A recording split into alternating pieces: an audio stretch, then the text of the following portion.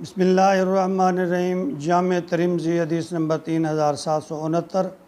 हज़रत उसामा बिन ज़ैद रज़ियल्लाहु ताला अन्हु रवायत फरमाते हैं कि एक रात में किसी ज़रूरत से नबी करीम सल्लल्लाहु अलैहि वसल्लम के पास आया।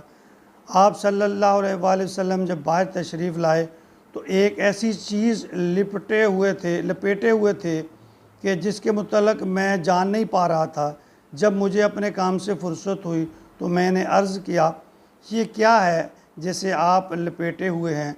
तो नबी करीम सल्लल्लाहु अलैहि वसल्लम ने उसे खोला तो वो हसन और हुसैन रज़ियल्लाहु ताला अन्हुमा थे, जो आप सल्लल्लाहु अलैहि वसल्लम की पुश्त मुबारक पर चिपके हुए थे। फिर आप सल्लल्लाहु अलैहि वसल्लम ने फरमाया, ये दोनों मेरे बेटे और मेरे नवासे हैं। ए अल्लाह, मैं इन दोनों से मोहब्बत करता हूँ, तू भी इनसे मोहब्बत कर, और जो इनसे मोहब्बत रखे तू भी उनसे मोहब्बत रख।